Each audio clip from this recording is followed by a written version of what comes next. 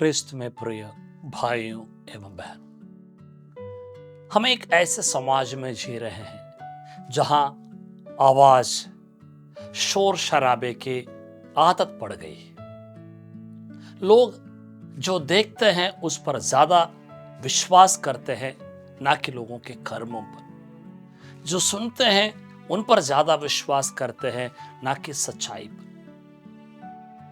ऐसे हालात में आज मार्च महीने के 19 तारीख को सार्वत्रिक कलीसिया एक ऐसे महान संत का पर्व मना रही है जो अपने निशब्द मन से, निशब्द कार्यों से, अपने चुप्पी से इस संसार को बदल दिया है।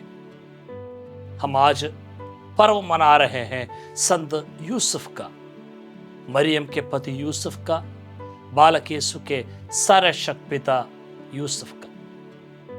पूरे सुसमाचार में एक ही शब्द या एक ही वाक्य संत यूसुफ के बारे में कहा गया है कि वह एक धर्मी मनुष्य था।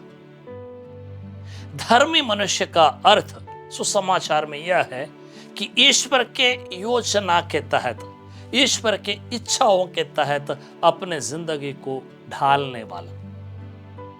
अर्थात यूसुफ अपने जिंदगी में ईश्वर की योजनाओं के तहत जीवन बिताए। यूसुफ हमें कई चीजें सिखाते हैं। निशब्द रहकर, मौन रहकर ईश्वर के कार्य करना। हम अक्सर बड़े बड़े कार्य करने की कोशिश करते हैं, बड़ी आवाज निकालते हैं, मगर जब कार्य हो जाते हैं तो बहुत छोटा कार्य निकलता है। हमारे कथन बहुत फैलता है और हमारे कार्य चुप रहता है। संत यूसुफ हमें सिखाते हैं, बोली कम और कार्य ज्यादा करें, जिम्मेदारी के साथ। जिम्मेदारी के साथ मैंने इसलिए कहा क्योंकि संत यूसुफ को हम एक जिम्मेदार पिता, एक जिम्मेदार पति के रूप में सुसमाचार में देखते हैं। जब हेरोद बालक यीशु को मरवा डालने वाला था तो बालक यीशु को लेकर मां मरियम के साथ यूसुफ मिस्र देश के लिए भागते हुए हम देखते हैं। अपने पत्नी को, अपने इकलौते बेटे को बचाने की कोशिश में वो चाहे तो प्रभु को छोड़कर, मां मरियम को छोड़कर अपने खुद पलायन कर सकता था, अपना खुद भाग सकता था, मगर ईश्वर की इच्छा के तहत जिस परिवार को उन्हें सौंपा गया था, जिस बालक को उन्हें सौंपा गया था, उनकी जिम्मेदारी को पूरी तरह अपने सिर पर लेते हुए हम यूसुफ को देखते हैं। यूसुफ बालक यीशु के सर्वशक्त पिता बनने के लिए बुलाए जाने पर भी उनमें एक और खासियत हम देखते हैं कि उन्होंने अपने काम को नहीं छोड़ा। सुसमाचार के हिसाब से यूसुफ एक बढ़ई था। बढ़ई का कार्य करते हुए बालक यीशु और मां मरियम का संरक्षण करते हुए हम संत यूसुफ को देखते हैं।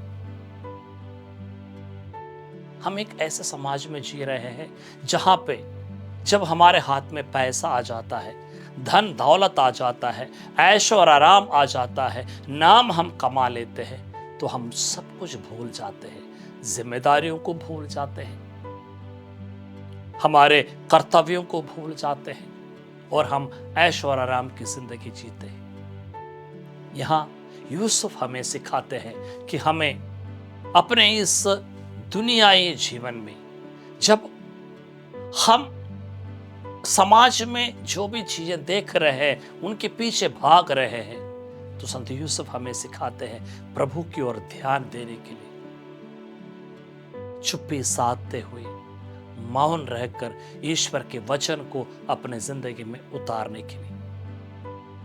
संत यूसुफ हमें सिखाते हैं बोली से नहीं बल्कि कर्मों से अपने जिम्मेदारी को दिखाए, जिम्मेदारी को निभाए। सबके सामने सब कुछ बताकर नहीं बल्कि चुपके से प्रभु के सामने प्रभु के कार्यों को निभाते हुए हम अपनी जिंदगी जीना सीखें। जब आवाज शोर शराबे के इस दुनिया में, दिखावे के इस दुनिया में हम जी रहे हैं, संत यूसुफ हमारे लिए एक मिसाल है।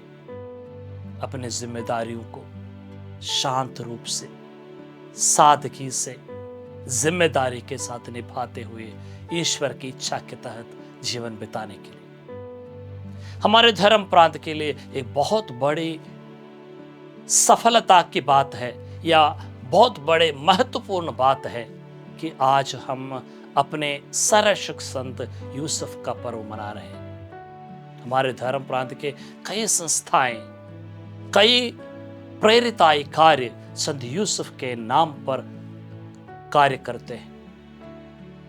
हम प्रभु से यह कृपा मांगे, हमारे इन कार्यकलापों में, विशेष रूप से हमारे प्रेरिताई कार्यों में, इस महान संत की मध्यस्थता हमें मिले। इनके जैसे शांत रूप से, मौन रहकर हमारे कार्यों द्वारा प्रभु की महिमा करने के लिए, प्रभु के सुसमाचार की घोषणा करने के लिए संत यूसुफ हमारे लिए प्रार्थना करें। आप सबको संत यूसुफ के इस महान पर्व के सभी शुभकामनाएं अता करता हूं। प्रार्थना है संत यूसुफ के जैसे हम भी अपने जीवन में धर्मी बन जाएं।